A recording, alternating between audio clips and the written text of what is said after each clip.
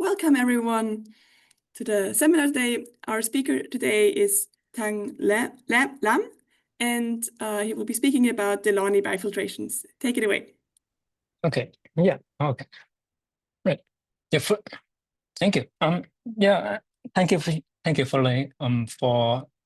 inviting me to give a talk here. I watched this seminar for many years, and the first time I giving a talk here. So my talk today is gonna be about the Delaunay bifiltration, and it's a work that generalized the Delaunay filtration into the two-parameter setting. Then I'm gonna kickstart my talk with this diagram, which is the pipeline for today.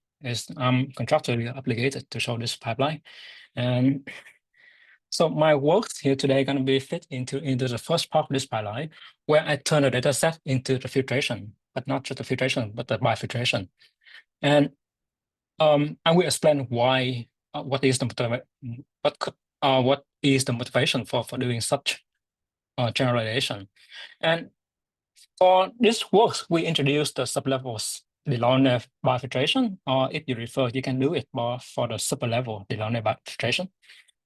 It's supposed to be a scalable filtration for Euclidean data.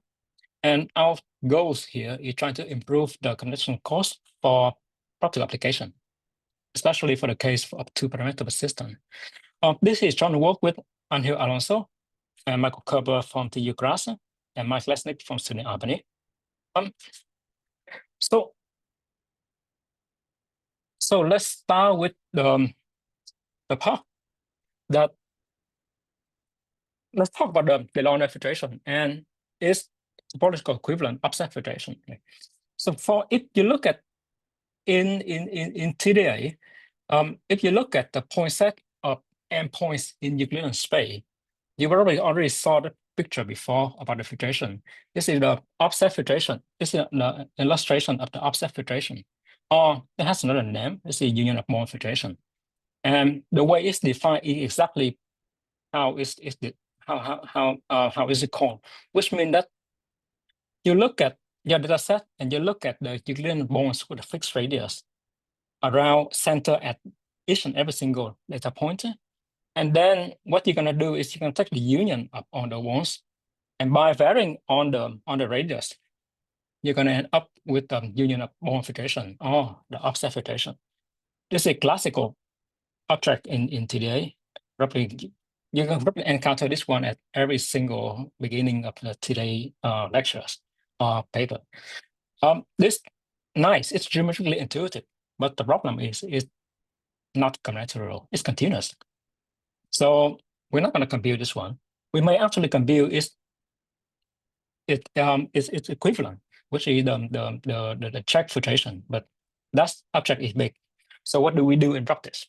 We compute its topological equivalent, but rather smaller. It's called the Delaunay filtration. The Delaunay filtration is a filtration on the Delaunay complex on the Delaunay triangulations.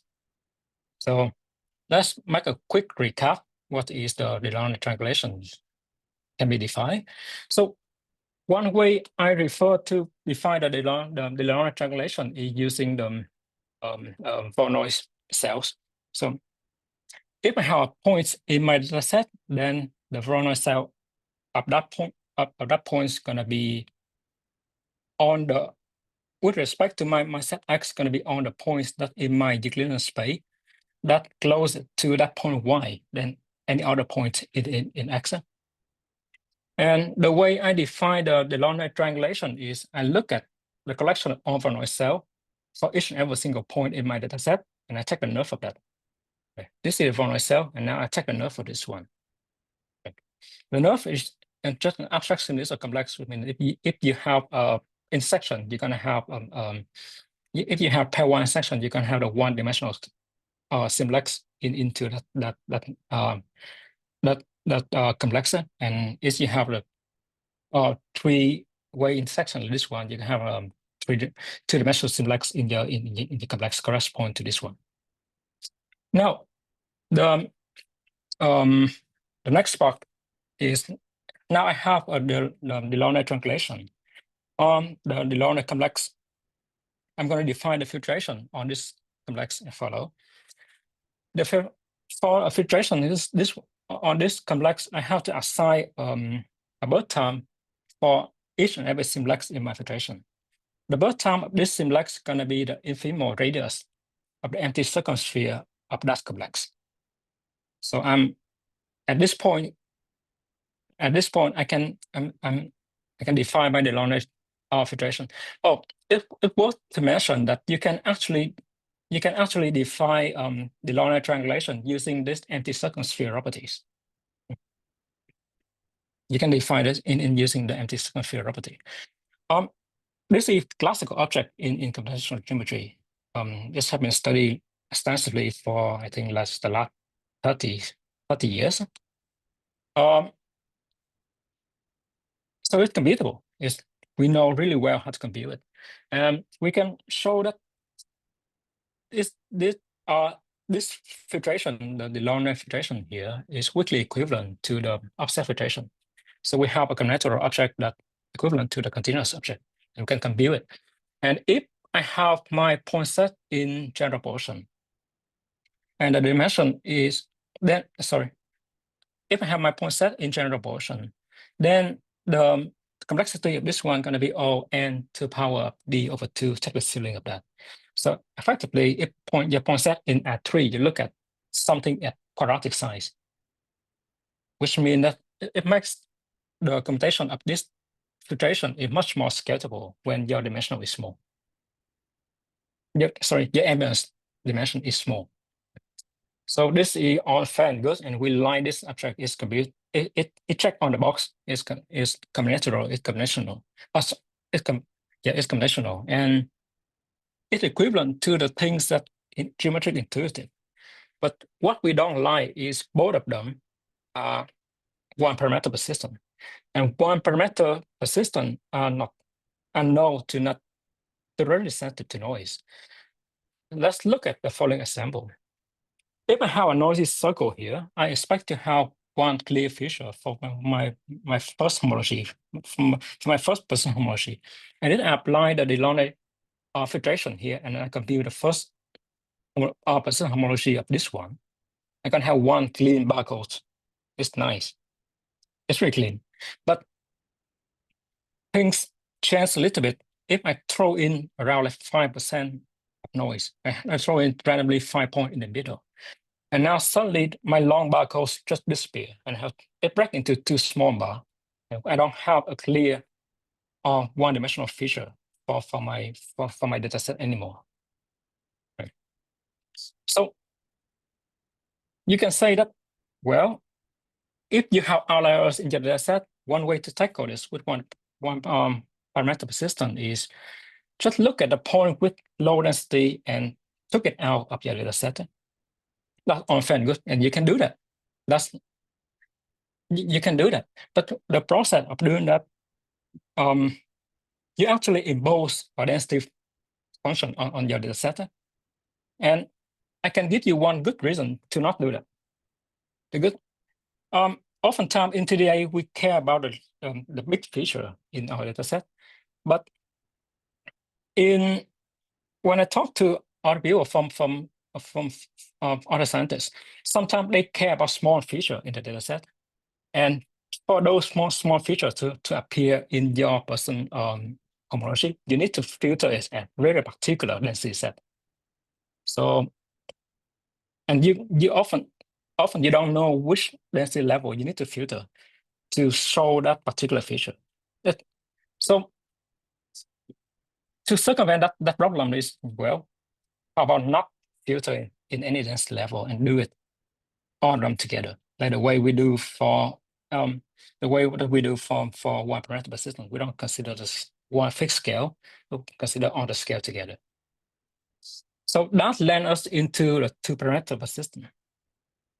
Now, essentially what we wanted to do there is we wanted to analyze the data set with respect to both the data scale and the function and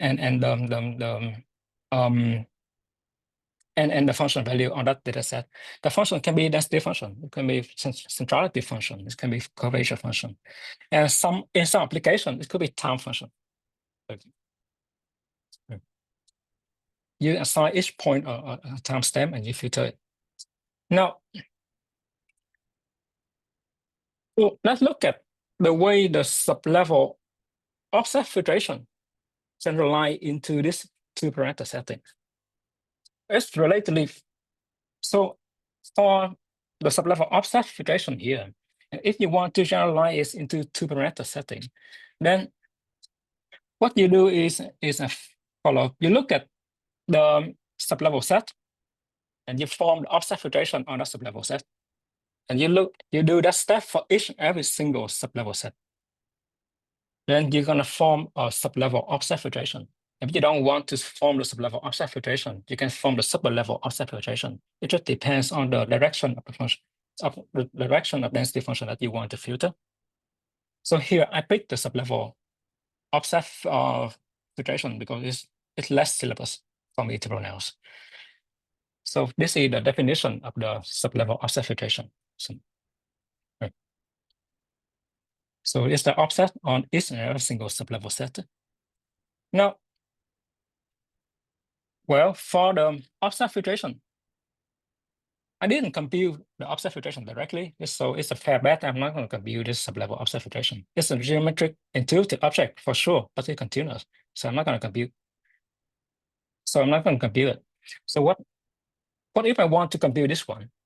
Well, in one parameter setting, we compute the Delaunay filtration. So we hope that the Delaunay filtration is going to be generalized to this two-parameter setting, but it's not straightforward. The problem comes from the non-motonicity of your Delaunay triangulation. When you have in one sublevel set, you have, let's say you have 5 points. In the next one, you have 6 points. The new point enter into your density. The new point appear when you go up one density level. And what happens is that it's going to break your Voronoi decomposition.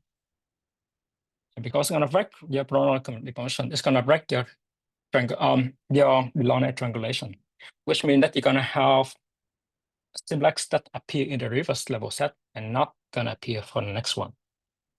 And for filtration, it's a big no-no, unless you consider the zigzag filtration. You want things that appear in the reverse level show up into the next one. You want the illusion here. So this motivates us to generalize the Delaunay triangulation into the Delaunay filtration into the sublevel Delaunay filtration. Yeah.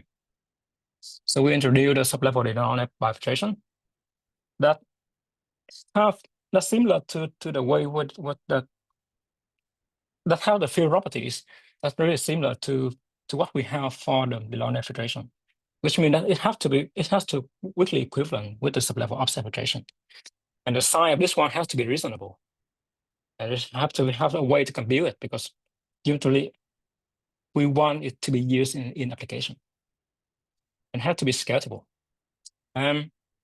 That's our goals to do this one. So let's talk about this sublevel Delaunay bifiltration. To talk about the so similarly for the sublevel Delaunay bifiltration. So let's recall for the Delaunay filtration. This is the filtration on the Delaunay triangulation or Delaunay complexing. So we're going to follow the same strategy here, which means that we're going to define the Delaunay bifiltration as a filtration on some complex there, and this complex has to contain the Delaunay triangulation at each and every single step to fix the issue that we saw when new point appear, and they're going to break them, and we have the kind of new Delaunay triangulation for each and every single sublevel set when new point come in. Right. Now, the next step would be like, okay, it's gonna be a filtration on some incremental complex, you said. So how exactly this complex defined? Well, This complex can be defined in a few ways. You can define it as a nerve, you can define it as the empty circumsphere, and you can define it as a parabolic lifting for your point set. Right. And if you compare it, it's really similar to the way that we define the Delaunay triangulation. You can define the Delaunay triangulation as nerve. You can define it using an empty circumsphere. And if you look back into literature, then there is a way to define it as parabolic lifting. But before I start go into the definition of this complex, this incremental complex, I need to fix a few things. I need to fix some notation. Let's say that I have a function gamma for my data set into R. And again, this function can be density function, it can be centrality function, it can be time function. And I'm gonna order my set X with respect to this function, value. And this order here is a total order because so what happens if I have two points in my data set with the same function value? Then for that case, you're going to have the rectile arbitrarily. Now, I look at the subset sigma of this set, then the maximum element of this subset sigma going to be the maximum element with respect to this total order. And as you can guess, my next step going to be define my complex with this order, with respect to this order.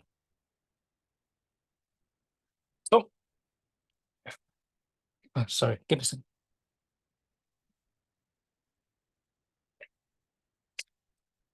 So on the slide here is the definition of the incremental complex with respect to using the empty circumsphere definition, right? Which means that for this complex gonna consist on the Sibley's sigma, so that you can find a sphere for sigma exclude out the maximal element of sigma. So that satisfies those two conditions, that the maximal element of sigma here, that vertex has to be either inside or on S. And if and any other point that less than that element maximal sigma with respect to that total order had to be outside or on S. And we call that the radius of such a sphere is incremental Delaunay radius. So here you can see the illustration of a simplex that belong to an incremental complex. You're gonna have x2, x3, x4, x5 with 2, 3, 4 on the sphere and x5 inside it. And the order here is x1 less than x2, less than x3, less than x4, and less than s5. Okay, this is the empty circumsphere definition.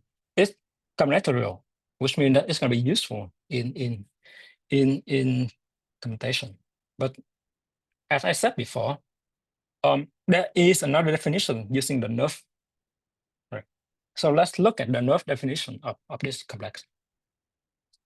Let's look at this particular example. I have 4 points. I have 4 points that enter my filtration, enter my sublevels of filtration as the order of x1, then x2, x3, and x4. Right. When you can see here, then when x3 enter my filtration, I no longer have the intersection between the Voronoi cell with respect to x1 and with respect to x2 anymore at this level, because x3 go in right in the middle here. You don't have that intersection anymore. So, and you notice that your Voronoi cell constraint at each level. So how am I supposed to define the nerve of this one? That satisfies two conditions that have to consist of on the Delaunay triangulation of each and every single sublevel set. And let's check into the counter function value here. So what do we do is follow. Let's look at the Voronoi cell of X1 with respect to each and every single level set. And I want to find a way to intersect the Voronoi cell of X1 here with the Voronoi cell X2 regardless of each sublevel set and filter, as long as each enter my filtration, it have to have the section there. So what do? I'm gonna thickening each and every cell here. I'm gonna load them together. And I call it a fancy name. I call it the telescopic Voronoi cell of X with respect to my whole set X. Essentially, it's just Voronoi cell of X1, then thickening it. And then Voronoi up that point with respect to the first level set, thickening it. And then do it for every single sublevel set and load them together. And then I do it for every single point in my data set.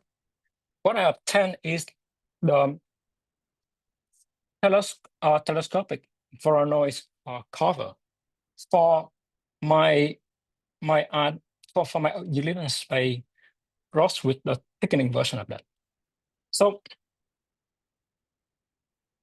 to compare the Voronoi decomposition is going to be in the one parameter case going to be the cover from all my Euclidean space.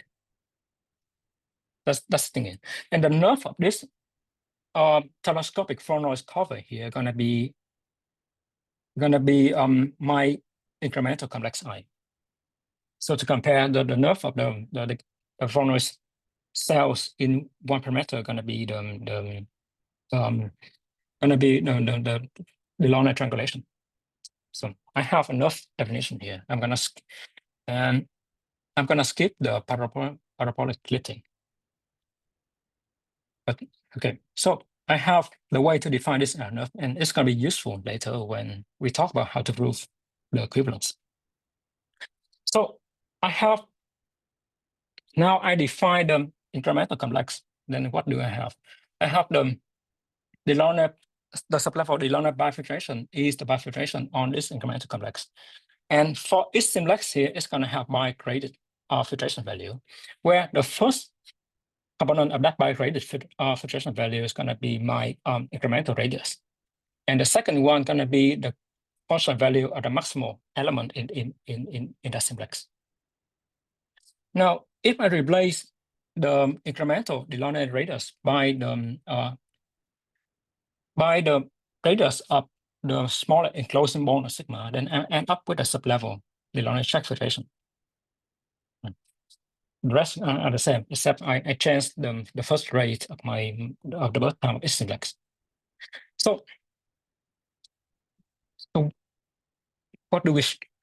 So we have a theorem showing that the sublevel Delaunay filtration and the sublevel Delaunay Cech filtration are going to are weakly equivalent to the sublevel-offset filtration. That you can prove this one in two ways. You can prove this one either using the three-Morse theory, which means that for the three-Morse theory, what you're going to do is you're going to collapse the sublevel Cech filtration into the sublevel Delaunay filtration, and then you're going to collapse the sublevel Cech filtration into sublevel Delaunay Cech filtration. And we don't have the inclusion in this way that form the Delaunay sublevel Delaunay filtration into the sublevel Delaunay Cech filtration. So, but that's how you're going to prove it in the three-Morse theory. And because I define this object using nerve, so another way you can do that is you can prove this equivalent using the Person nerve theorem. The way you prove it is as follows. You look at the telescopic version of the offset filtration, which means that you're taking in the offset filtration. And because of the mapping telescope, the way that we define that using the mapping telescope is going to be equivalent to whatever the n that you include there. You're going to cover that telescopic offset filtration by the telescopic Voronoi cell that we construct in I think 2 slides before, and you can apply the Person nerve theorem for that. And you can do that in that way you can prove the equivalent from the sublevel Delaunay filtration into the offset filtration. You can also use the nerve theorem to prove the Delaunay Cech filtration that equivalent to the sublevel. The sublevel Delaunay Cech filtration that equivalent to the sublevel-offset filtration. It's a little bit trickier, but you can do it. So now I have the equivalent version. I have what I want for topological version. Now I have to move into, one thing I want to mention. So far, I just restrict this one into bifiltration, right? The way that I describe that Pearson nerve theorem, the way that I describe how to prove it using Pearson nerve theorem, it's just for bifiltration. But here's the catch. You can generalize that strategy into trifiltration.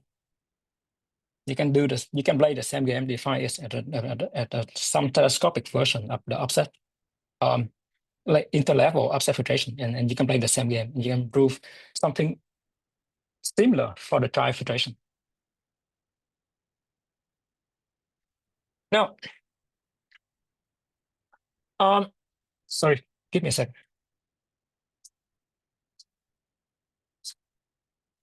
Sorry, I'm in a meeting.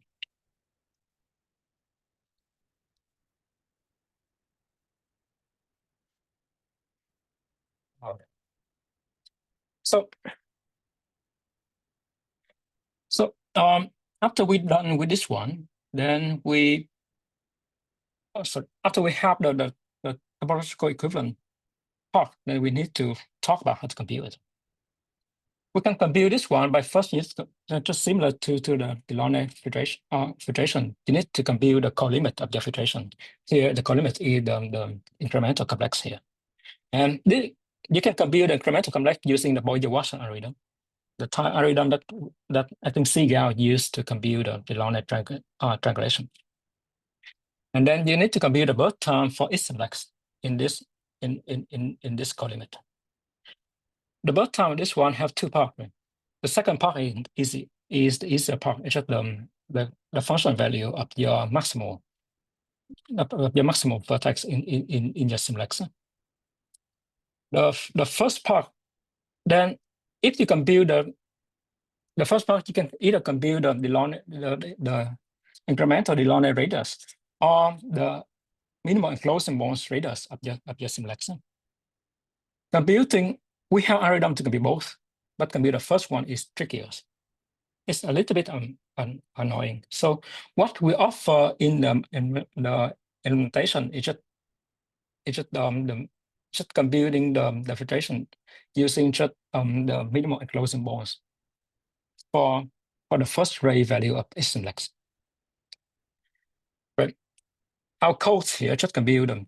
So to simplify that, our code just compute the sublevel Delaunay Cech filtration.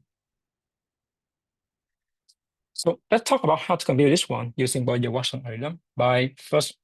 Let's talk about the Bowyer-Watson algorithm. So for this algorithm to work, I need to assume that my data set lie in the first D plus one in the convex hull of the first D plus one point in my data set.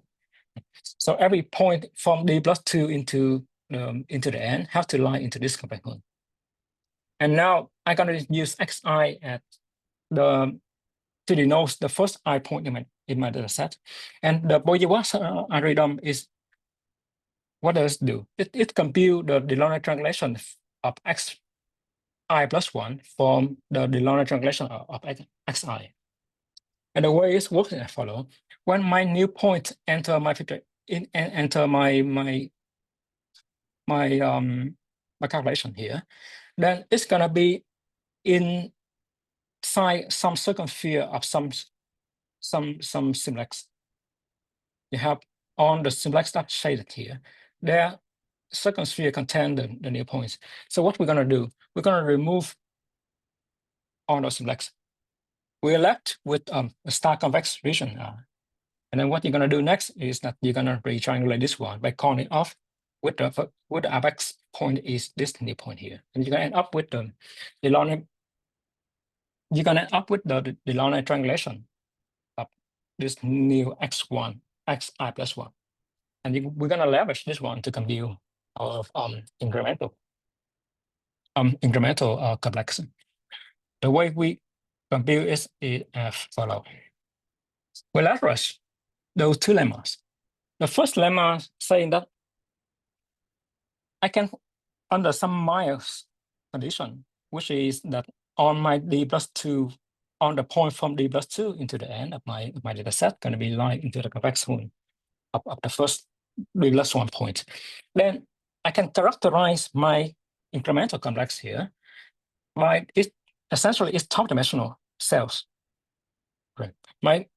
My complex here has going to have the top-dimensional cell of the dimension d+1, and after that, the leftover part is just how to compute those top-dimensional cells. And once we've done that, we good to go. We finished computing the incremental complex. So let's say that look at the following example. It's exactly the example we show in the reverse slide. We have a bunch of simplex that in conflict with this new point here. But let's ignore the other three and just focus on this small guy. This small guy here has the second sphere that contains this new point, the new red point here. So what we do is that we leverage the second part of this lemma, saying that on the top-dimensional simplex here, with the dimension d+1, gonna have the form of the simplex together with the point that is in conflict in. So now, based on the second part of this lemma, I have my new simplex. It's a two-dimensional simplex I need to compute. And then at this point, I'm good to go. Then if I can apply this one for every single one I have here, for the other three that I show in the reverse slide, then I have all the two-dimensional d+1 simplex. And we're good. Now, we know how to compute it, then we need to estimate what to assign this one. For this one, the simplex has the size slightly larger than, the complex has the size slightly larger than the Delaunay complex, which is d+1/2 technical ceiling of that. So essentially, if you look at point at 3, you look at something quadratic size. To compare with the risk of filtration, then I think that for the two skeleton, for the two skeleton, you already look at the quadratic side, and this is the side of this is the side of the full complex, right? And it can be computed using the Bowyer-Watson algorithm in the term of these of 2+1 check the ceiling of that, which means that a cubic term when you're pointing at 3. And we have efficient implementation for this one, thanks to Michael Kerber. That for this one we tested, and it can compute around like 32,000 points in R3 without I think a few seconds. I think I stress tested this one before, and I updated into like 100,000 points. It took like less than 5 minutes to compute the simulation chance complex. So I would argue that it's quite scalable for what we're trying to do. Okay, I think this is the end of the bifiltration. And the next slide, I'm going to talk about a little bit about what is the future and ongoing work regarding this one, because ultimately we want to use this filtration to application, right? So we hope that somebody gonna use this one for application. We don't have application. And the next part of this project is we're trying to extend this one into case-2 function. And if you wonder why do we care for the case-2 function, then one way I think of the case-2 function is the interlevel filtration, where you don't have in the reverse part. When I talk about the Delaunay bifiltration, I have to say clearly which direction I filter. Is either sublevel-offset or superlevel-offset. And for interlevel filtration, that you you don't need to pick a direction that you filter your data set. And if you ask why do I try to avoid picking the direction, is the motivation to study this one is from on a time varying data, where you don't want to filter in one direction of time or the other, and you want to be able to see things in the middle, that the things happen between the interval of time. That's one motivation. I think we have the paper almost ready, except a few minor things that we need to edit. So as I mentioned, as the reader part, we can extend things that we do for the single function into the function, into the two functions case with very minimal amount of work.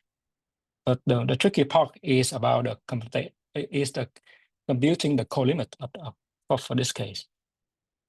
Right. For a single function case, you go just one direction. So your function value is either its total order. So it's nice and smooth. But when you have two functions, then you have two total order, and you combine them together. You have a offset, and things doesn't behave that nicely when it comes to offset. So that's a tricky part.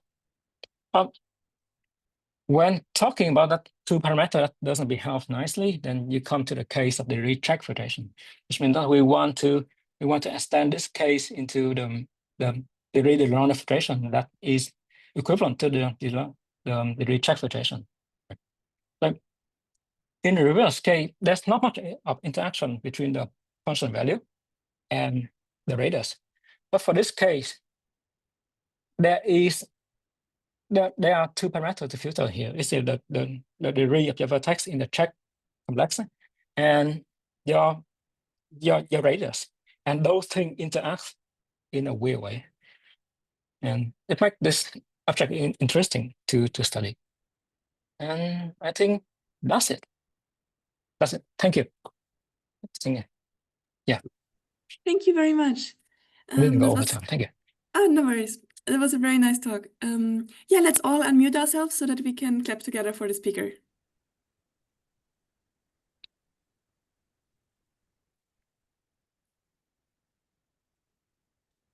Great. Then does anyone already have a question?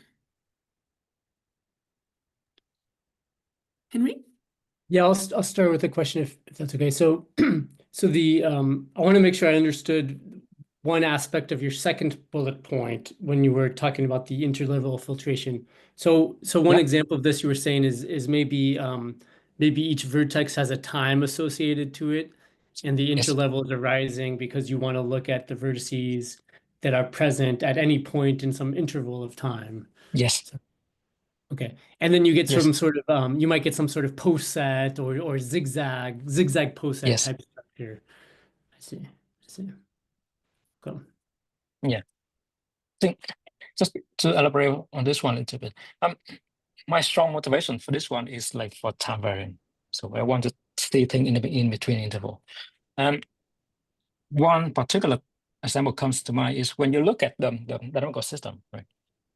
You let it run for a long time, and each point in that have a timestamp, and you really don't want to filter it in one direction because things got a little bit sketchy at the beginning. It's not stabilized, and you want to see things when it's stabilized in the middle. And some dynamical systems are really weird in the sense that after you look like it's stabilized, but then after a long period of time, it's going to go haywire. And you want to just look into the point in the middle, into the timestamp in a small interval of time, I guess. That's my strong motivation to study them. But you can define the it's not spilling the beans on the ongoing work, but you can actually define the interlevel filtration as some sort of the sublevel filtration. But this sublevel is just a thing. How do I? Yeah, just the general idea that we define interlevel filtration by a sublevel filtration.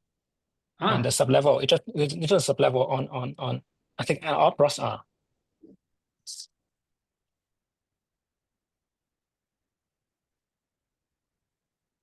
but then implementation is a further thing to Yeah, consider. this implementation is the whole new game for this Okay. extension. Very interesting. Thanks. Any other questions? Maybe then I ask one myself. I was wondering, you said that the size of the filtration is, of the bifiltration is O(n) to the d plus 1/2, and then Yes. the ceil function of that. And for the usual Delaunay, it would be the same, but with d instead of d plus 1. But I was Yes. wondering, in R3, if you take the ceil of 3/2 or 4/2, it's the same thing, right? So in both cases, it would be quadratic. But then I was wondering, is the coefficient that is kind of hidden in the big O notation quite different for those two? Like, do you have some... I feel like you showed this running times, but did you also show the sizes in the table? We didn't show the size here. Okay. But I think in the paper we did show the size. That is the coefficient are different. That's what I can say, but I cannot say more particularly what the difference is. But we noticed there is different there. Yeah. I was just wondering if it's a completely different kind of order of magnitude, but probably not, right? Otherwise, it wouldn't be so useful in practice if it was extremely high coefficient. But yeah, I mean, I think I'll just need to look at the paper.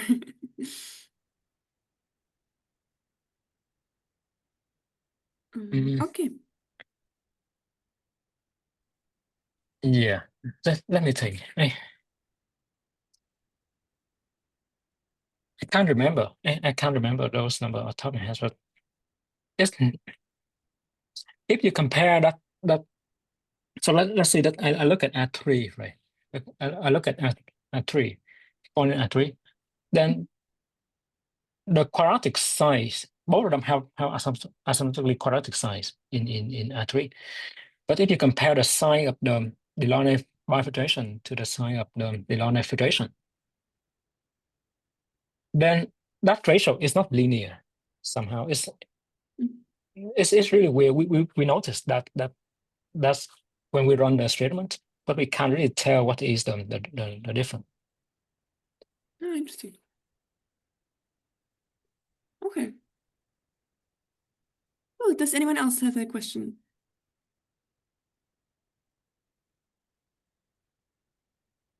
Otherwise, I'll just ask a second question.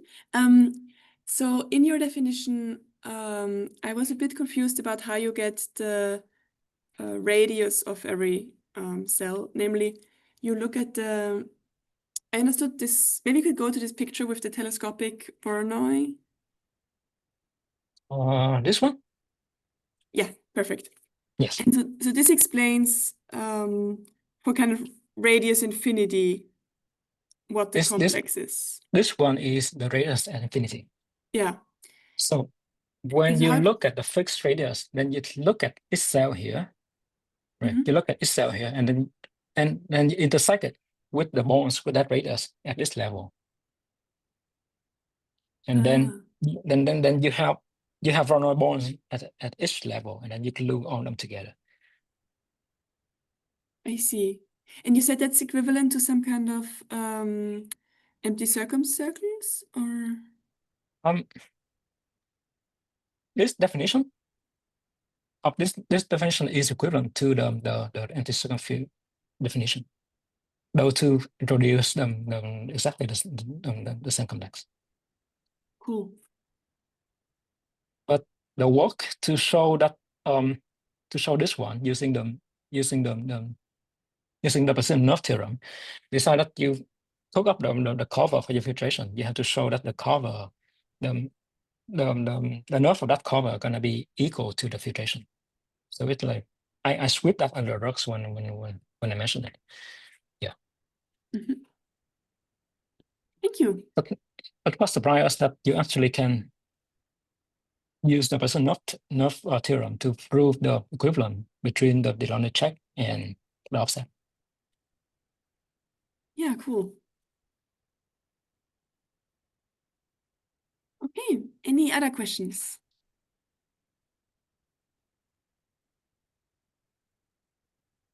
Okay, then I'll end the recording here. Thank you again. It was a very nice talk.